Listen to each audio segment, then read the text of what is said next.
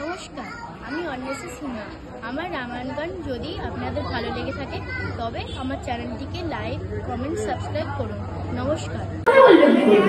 তাই বরং বেশি লজ্জা করে আসন গ্রহণ করবে। আর ওদিকে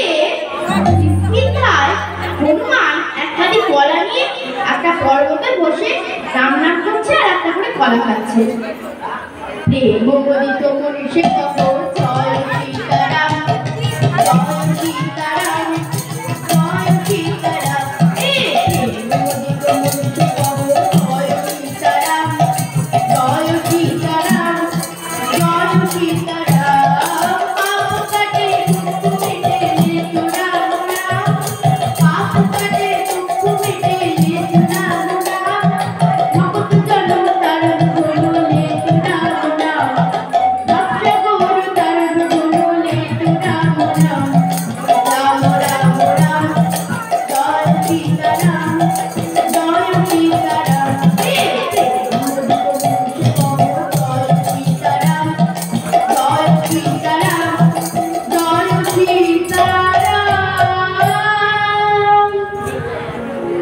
হঠাৎ হনুমান কলা খেতে খেতে কলার ছোপাটা ফেলতে গিয়ে নিচে দেখছে কার একটা ছায়া পড়েছে। উপর দিকে তাকিয়ে দেখে এ কি, এ তো পুষ্পগ্রাম, এ তো বিভীষণের পুষ্পগ্রাম। তখন বলছে, ও কে যায় গো, বিভীষণ শুনো নাকি? তখন বিভীষণ ওখান থেকে বলছে, এ কি হনুমান, তুমি এখানে কেন, যজ্ঞে যাবে না? তখন হনুমান বলছে, কিসের যজ্ঞ, কার যজ্ঞ, কোথায় যজ্ঞ? তখন বিভীষণ বলছে, কে কি হনুমান, তোমার বাবা।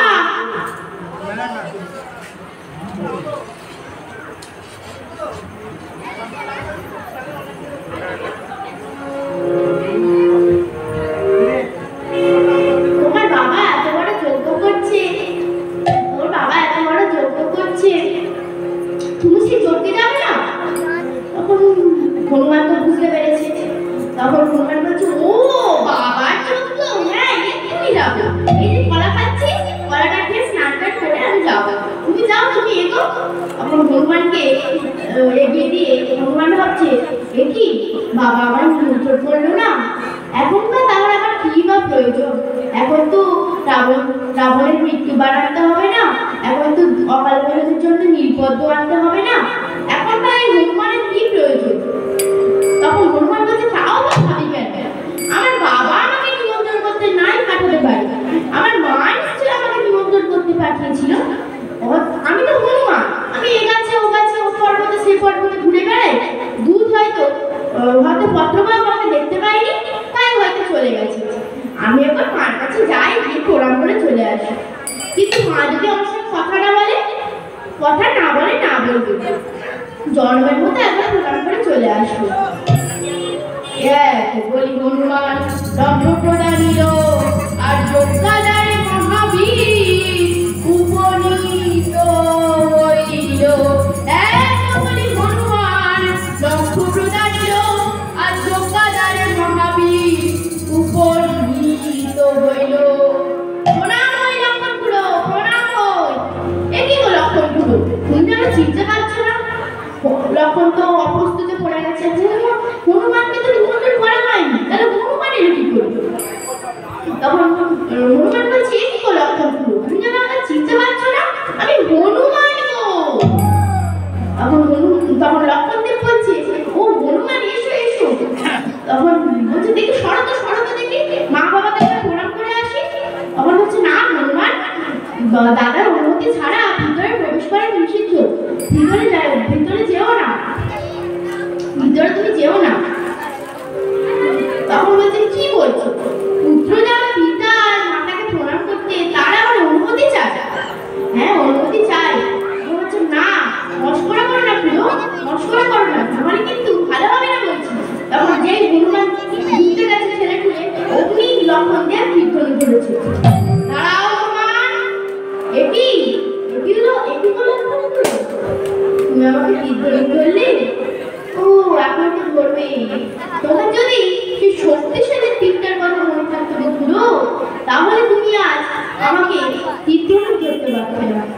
এখন তো আর অকাল বোধনের জন্য নীলপদ্ম আনতে হবে না, রাবণের মৃত্যু বানাতে হবে না, এখন তাই হনুমানকে কি প্রয়োজন?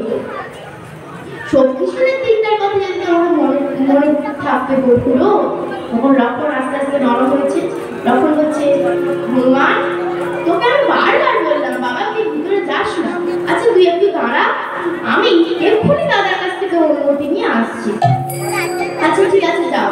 তখন লক্ষণ পিছন ঘুরে দেখছে যদি ভিতরে ঢুকে আসে, তখন হনুমান বলছে, না করো, আমি লুকিয়ে চোরের মতো তোমার এই যোগস্থলে প্রবেশ করবো না, আমি লুকিয়ে চোরের মতো প্রবেশ করবো না, তুমি অনুমতি নিয়ে এসো তবেই আমি প্রবেশ করবো, না হলে আমি প্রবেশ করবো না।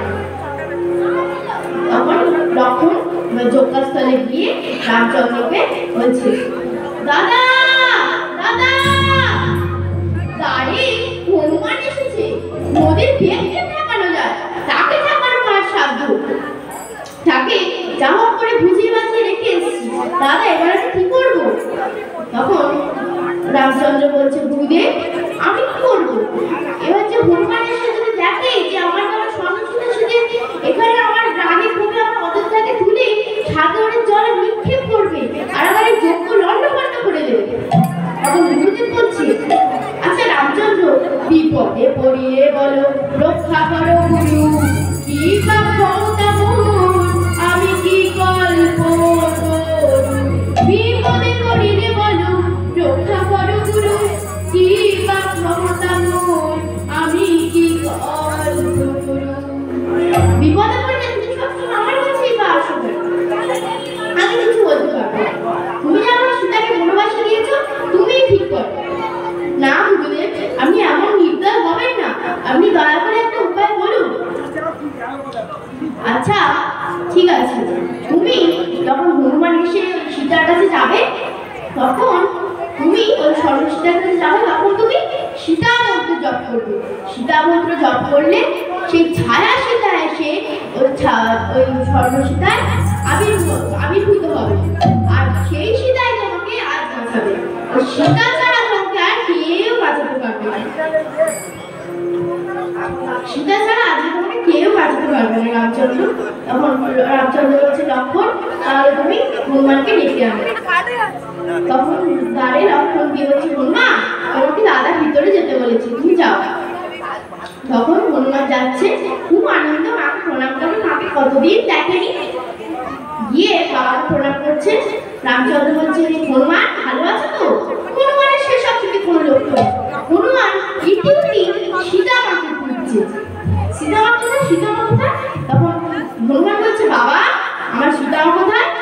ওই তো তোমার সীতা মা, যাও যাও তোমার সাথে ঠিক কথা বলবে, যাও। তখন হনুমান গিয়ে যেই মায়ের হাত দিয়েছে অমনি স্তম্ভিত হয়ে গেছে। আমার মায়ের চরণ এত কঠিন কেন? আমার মায়ের চরণ কি এত কঠিন নয় মা, জানো কি আমার মায়ের চরণ কি এত কঠিন নয় মা, জানো কি আমার জানো কি হইলে এসো এসো বলে, জানো কি হইলে এসো এসো বলে, আমার বলি তো কত কি আমার মায়ের চরণ কি এতই কঠিন নয় মা, জানো কি আমার মায়ের চরণ কি এতই কঠিন নয় মা, জানো কি। হনুমান বলছে, বাবা আমার মা যদি হবে, এই যদি আমার আসল মা হবে, তাহলে আমার মায়ের চরণ এত কঠিন কেন? আমার মায়ের পায়ের পাটা এত কঠিন কেন? বলো বাবা আমার সে আসল মা কোথায়? হনুমান আস্তে আস্তে উগ্রমূর্তি ধারণ করছে। তখন রামচন্দ্র বলছে, আচ্ছা বাবা হনুমান ওটাই কি তোমার আসল মা? তুমি এবার যাও, এবার দেখবে ঠিক কথা বলবে, যাও না, তুমি রেগে যাচ্ছ কেন? রামচন্দ্র এতক্ষণে সীতা মন্ত্র জপ করতে শুরু করে দিয়েছে। ধো সীতারক্ষমং ধো সীতারক্ষমং ধো সীতারক্ষমং ধো সীতারক্ষমং ধো সীতারক্ষমং ধো সীতারক্ষমং। তখন ছায়া সীতা আসিলে দিল তর তর, তখন ছায়া সীতা আসিলে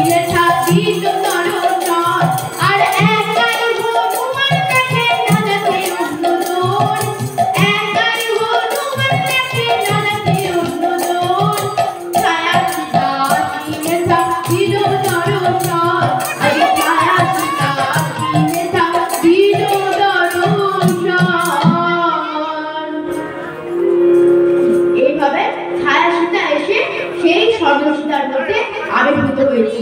আর শুধু হনুমান দেখতে পাচ্ছে, সেই সীতাকে শুধুমাত্র হনুমান দেখতে পাচ্ছে। আর হনুমান সেই সীতার সঙ্গে কথা বলছে। হনুমান বলছে, জানো মা, আমাকে না বাবা নিমন্ত্রণ করেনি। আর লক্ষণ দেব আমি দাঁড়িয়ে আসতে বলতে আমি বললাম যে আমি ভিতরে ঢুকবো, বলতে আমাকে তীর্থনাথ করেছিল। এইভাবে দুজন মায়ের বয়ে কথা হচ্ছে। এমন সময় রামচন্দ্র হনুমানকে ডাকছে, হনুমান, ও হনুমান। হনুমান বলছে, কতদিন পরে মায়ের বয়ে কথা বলছি, তাও করতে দেবে না, শুধু ডাকের পর্দা, ডাকের পর্দা, বলো কি হয়েছে বলো। তখন রামচন্দ্র বলছে, হনুমান, শুধু মায়ের সঙ্গে কথা বললে হবে? লোকে কত কাজ, সব তো দেখতে হবে। শোনো হনুমান, লোকেদের ঘোড়াটা ছাড়বো, যার সঙ্গে ভরত, লক্ষ্মণ, শত্রুঘ্নের সঙ্গে তুমিও যাবে, তুমিও লক্ষ্মী হয়ে যাবে। তখন হনুমান বলছে, ঠিক আছে ঠিক আছে বাবা, ঠিক আছে। তখন এবার রামচন্দ্র আজ ঘোড়াটাকে সাজাচ্ছে, মানে যজ্ঞের যে ঘোড়াটা যাবে সেই ঘোড়াটাকে আজ সাজাচ্ছে রামচন্দ্র। সবাই দাঁড়িয়ে ছিল, তার মধ্যে লক্ষ্মণ দাঁড়িয়ে দাঁড়িয়ে হাসছে। তখন রামচন্দ্র হঠাৎ চোখ করতে রামচন্দ্র বলছে, কি লক্ষ্মণ, তুমি এখন হাসছো কেন? আমি ঘোড়া সাজাচ্ছি, তুমি হাসছো কেন? তখন লক্ষ্মণ বলছে, দাদা, তুমি যে ঘোড়াটাকে এত সাজাচ্ছ মণি, মুক্তা, হিরে, জহরাত দিয়ে, তা ঘোড়াটা যখন ভূত পাবে তখন কি হবে? ঘোড়াটা তো ভূত পেলে ঘোড়া তো শুয়ে পড়বে। তা তখন তোমার ওই সোনা দানা, হিরে, মুক্তা কোথায় নষ্ট হয়ে যাবে, কোথায় মাটিতে মিশে যাবে, তখন তোমার এত তাহলে সাজ করে কি হবে? তখন রামচন্দ্র ভাবছে, সত্যি তো লক্ষ্মণ তো ঠিকই বলেছে। তাই আজ ঘোড়ার গায়ে হাত বুলিয়ে বলছে, বা ঘোড়া, তোরা তুই এখন থেকে আর শুয়ে ঘুমাবি না, এখন থেকে দাঁড়িয়ে ঘুমাবি। সেই রামচন্দ্রের আশীর্বাদের পর থেকে আজ অবধি ঘোড়া দাঁড়িয়েই ঘুমাবে। তখন এবার ঘোড়া সাজানোর পর যজ্ঞের ঘোড়া বেরোবে। যজ্ঞ সমাপরাজি হয় এখানে, আর দৈবের নির্বন্ধে ঘোড়া গেল দক্ষিণে। যজ্ঞ সমাপরাজি হয় এখানে, আর দৈবের নির্বন্ধে ঘোড়া গেল দক্ষিণে। অশ্বমেধের ঘোড়া আজ বাল্মীকি তপবনে উপস্থিত হবে। আর এদিকে বাল্মীকি তপবনে যেদিন ঘটিবে যাহা বাল্মীকি তা জানে, আর লব কুশ দুই ভাই ডাক দিয়ে আনে। যেদিন ঘটিবে যাহা বাল্মীকি তা জানে, আর লব কুশ দুই ভাই ডাক দিয়ে আনে। তোমরা শোনো